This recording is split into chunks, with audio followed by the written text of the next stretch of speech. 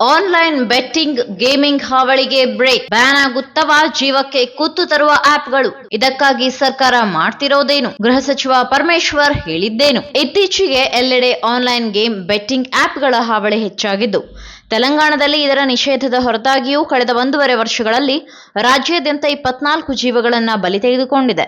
ಸಾಮಾಜಿಕ ಜಾಲತಾಣದಲ್ಲಿ ಬರುತ್ತಿರುವ ಸುಳ್ಳು ಸುದ್ದಿಗಳನ್ನ ನಂಬಿ ಅನೇಕ ಯುವಕರು ಆನ್ಲೈನ್ ಬೆಟ್ಟಿಂಗ್ ಬಲೆಗೆ ಬೀಳುತ್ತಿದ್ದಾರೆ.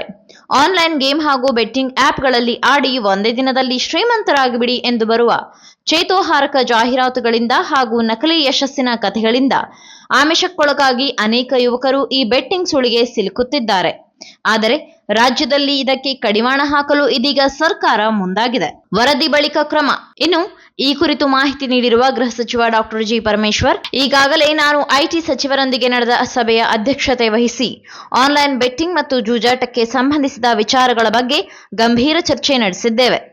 ಈ ಸಭೆಗೆ ಉದ್ಯಮದ ಪ್ರತಿನಿಧಿಗಳನ್ನು ಆಹ್ವಾನಿಸಲಾಗಿತ್ತು. ಇಲ್ಲಿಯವರೆಗೆ ಇವುಗಳ ನಿಯಂತ್ರಣಕ್ಕಾಗಿ ರಾಜ್ಯದಲ್ಲಿ ಯಾವುದೇ ಕಾನೂನು ಇರಲಿಲ್ಲ.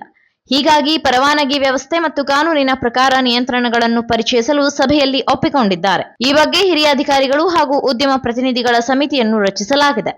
ಅಲ್ಲದೆ ಈ ಪ್ರಸ್ತಾವಿತ ಮಸೂದೆಯ ಕರಡನ್ನು ಸಲ್ಲಿಸಲು 1 ತಿಂಗಳ ಕಾಲಾವಕಾಶವನ್ನು ಸಮಿತಿಗೆ ನೀಡಲಾಗಿದೆ. ಕರಡು ಸಲ್ಲಿಸಿದ ನಂತರ ನಾವು ನೂತನ ಕಾನೂನನ್ನು ಜಾರಿಗೆ ತರುತ್ತೇವೆ ಎಂದು ಅವರು ತಿಳಿಸಿದ್ದಾರೆ. ಕೇಳಿ ಬಂದಿತ್ತು ಬ್ಯಾನ್ಗೆ ಒತ್ತಾಯ. ರಾಜ್ಯದಲ್ಲಿ ಬೆಟ್ಟಿಂಗ್ ಹಾಗೂ ಆನ್ಲೈನ್ ಗೇಮ್ಗಳ ಹಾವಳಿಗೆ ಸಿಲುಕಿ ಅನೇಕ ಯುವಕರು ಸಾಲದ ಸುಳಿಗೆ ಸಿಲುಕಿ ಅದನ್ನು ತೀರಿಸಲಾಗದೆ ಆತ್ಮಹತ್ಯೆಯ ದಾರಿ ತುಳಿಯುತ್ತಿದ್ದರು. ಇನ್ನು ಈ ಆನ್ಲೈನ್ ಗೇಮ್ಗಳ ಚಟಕ್ಕೆ ಬಿದ್ದು ಸಾಕಷ್ಟು ಜನರು ಬೀದಿ ಪಾಲಾಗಿರುವ ಘಟನೆಗಳು ನಡೆಯುತ್ತಿದೆ. ಹೀಗಾಗಿ ಈ ಬೆಟ್ಟಿಂಗ್ ಹಾಗೂ ಆನ್ಲೈನ್ ಗೇಮಿಂಗ್ ಆಪ್ಗಳ ವಿರುದ್ಧ ವ್ಯಾಪಕ ಆಕ್ರೋಶ ವ್ಯಕ್ತವಾಗಿತ್ತು. ಅಲ್ಲದೆ ಈ ಕುರಿತು ಸದನದಲ್ಲೂ ವಿಚಾರ ಪ್ರಸ್ತಾಪವಾಗಿತ್ತು.